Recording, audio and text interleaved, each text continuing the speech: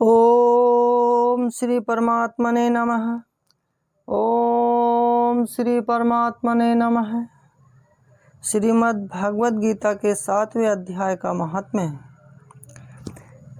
भगवान शिव कहते हैं, पार्वती, अब मैं 7वें अध्याय का महात्म्य बतलाता हूँ, जिसे सुनकर कानों में अमृत राशि भर जाती है। पाटलिपुत्र नामक एक दुर्गम नगर है, जिसका गोपुर द्वार बहुत ही ऊंचा है। उस नगर में शंकुकर्ण नामक एक ब्राह्मण रहता था। उसने वैश्य वृत्ति का आश्रय लेकर बहुत धन कमाया, किंतु न तो कभी पितरों का तर्पण किया और न देवताओं का पूजन ही। वह धनोपार्जन में तत्पर होकर राजाओं को ही भोज दिया करता था।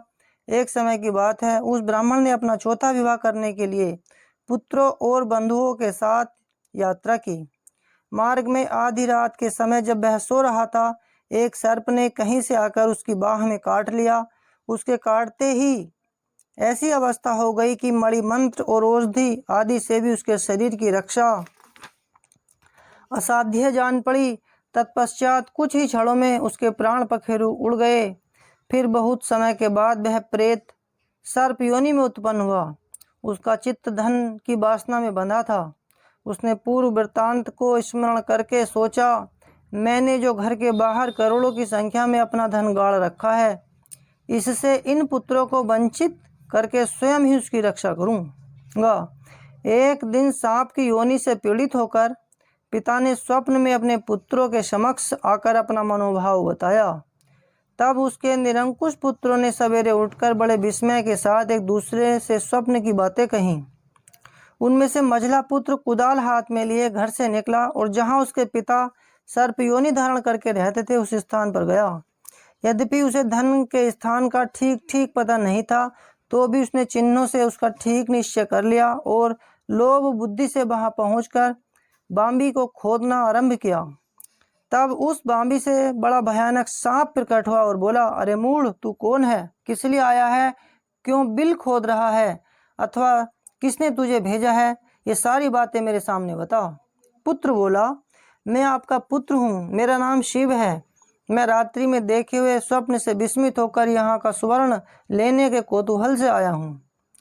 पुत्र की यह वाणी सुनकर वह सांप हंसता हुआ उच्च स्वर से इस प्रकार बोला, स्पष्ट वचन बोला, यदि तू मेरा पुत्र है तो मुझे शीघ्र ही बंधन से मुक्त कर। मैं पूर्व जन्म के गाढ़े हुए धन के लिए सर्प योनि में उत्पन्न हुआ हूँ।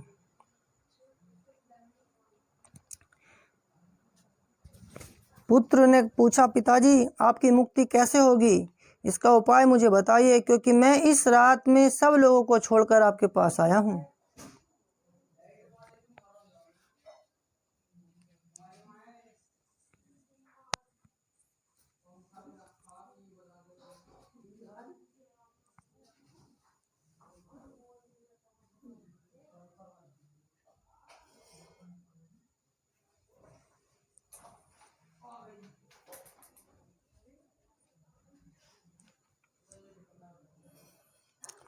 पिता ने कहा, बेटा, गीता के अमृतमय 7वें अध्याय को छोड़कर मुझे मुक्त करने में तीर्थ, दान, तप और यज्ञ भी सर्वथा समर्थ नहीं है। केवल गीता का 7वां अध्याय ही प्राणियों के जरा, मृत्यु आदि दुख को दूर करने वाला है। पुत्र, मेरे श्राद्ध के दिन 7वें अध्याय का पाठ करने वाले ब्राह्मण को श्रद्धा पूर्वक भोजन कराओ, इससे निस्संदेह मेरी मुक्ति हो जाएगी। वत्स, अपनी शक्ति के अनुसार पूर्ण श्रद्धा के साथ वेद विद्या में प्रवीण अन्य ब्राह्मणों को भी भोजन कराना। सर्प योनि में पड़े हुए पिता के ये वचन सुनकर सभी पुत्रों ने उसकी आज्ञा के अनुसार तथा उससे भी अधिक किया। तब शंकुकर्ण ने अपने सर्प शरीर को त्याग कर दिव्य देह धारण किया और सारा धन पुत्रों के अधीन कर दिया। पिता ने करोड़ों की संख्या में जो धन बांट कर दिया था, उससे वे सदाचारी पुत्र बहुत प्रसन्न हुए। उनकी बुद्धि धर्म में लगी हुई थी, इसलिए उन्होंने बावली, कुआं, पोखरा, यज्ञ और देव मंदिरों के लिए उस धन का उपयोग किया और अन्नशाला भी बनवाई। तत्पश्चात 7वें अध्याय का सदा जप करते हुए उन्होंने मोक्ष को प्राप्त किया। पार्वती, यह तुम्हें 7वें अध्याय का महात्म्य बताया गया है, जिसके श्रवण मात्र से मानव सब पातकों से मुक्त हो जाता है। ओम श्री परमात्मने नमः। ओम श्री परमात्मने नमः।